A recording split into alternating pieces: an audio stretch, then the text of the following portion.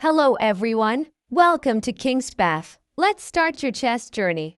In this lesson, we will explore the chessboard and the starting position of the pieces.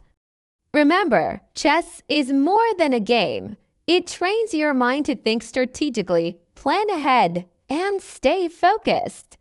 If you're ready, let's begin. Chess is a game played between two players on a chessboard. The goal is simple: checkmate your opponent's king. Each player begins with 16 pieces, placed in a carefully planned starting position. The chessboard has 64 squares, 8 rows, and 8 columns. The squares alternate between light and dark colors. This pattern is important. It helps you see how the pieces move and which squares they control. Every square on the chessboard has a name. The columns are labeled A to H. In chess, we call these columns files. The rows are labeled 1 to 8, also known as ranks. To name a square, combine its column and row.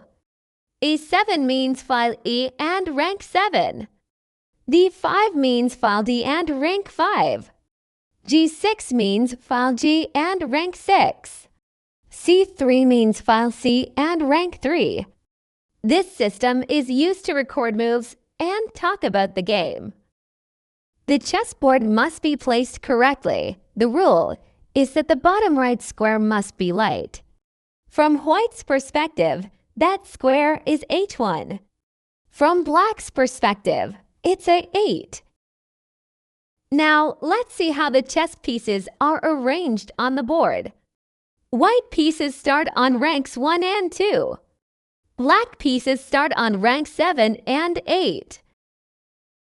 The rooks are placed in the corners. The knights stand next to the rooks.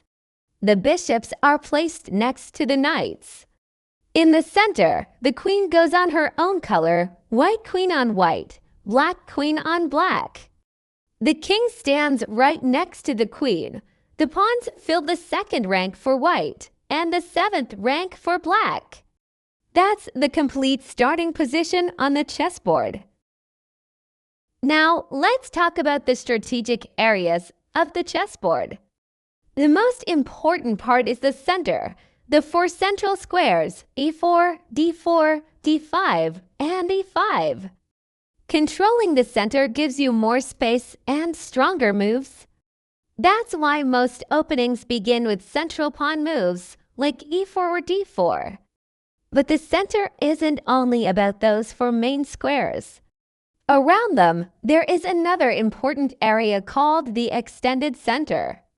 These squares support the center and help your pieces become more active. They include the squares just outside the center: C4 and F4, C5 and F5. And the squares one step farther back and forward: C3, D3, E3, F3, C6, D6, E6, F6. Together, these form the extended center, the wider zone that strong players always pay attention to when planning their strategy. Next, let's look at the 2 sides of the board: the king side and the queen side. The king's side includes files E through H. The queen's side includes files A through D. These areas are important when planning your attacks and defenses. Understanding these sections of the board helps you form long-term plans. As you improve, you'll notice that every good move connects back to the center, the extended center, or one of these 2 sides.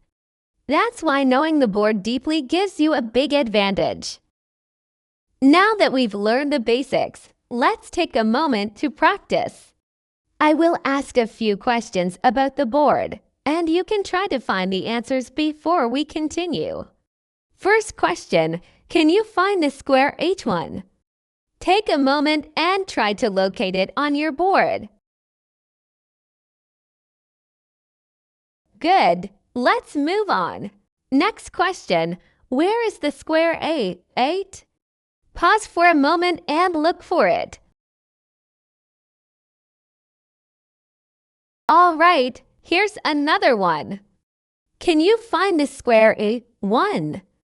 It's down on the opposite side of the board. Take a moment to locate it.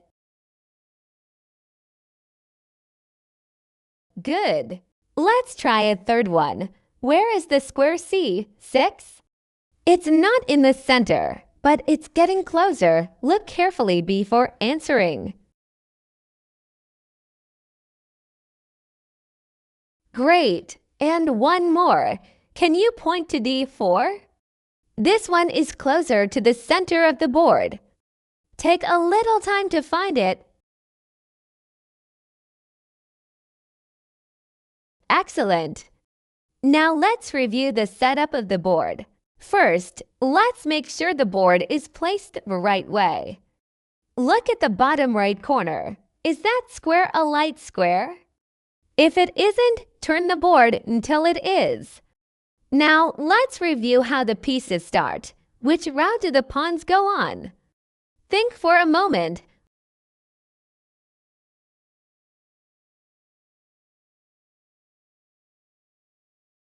What about the rooks? Where do they stand? Take a second if you need to. And the queen.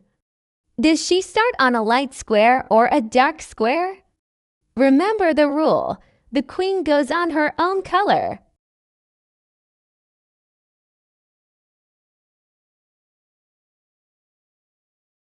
If any part still feels unclear, don't worry. Repetition is the key to learning chess. The more you look at the board, the easier everything will feel.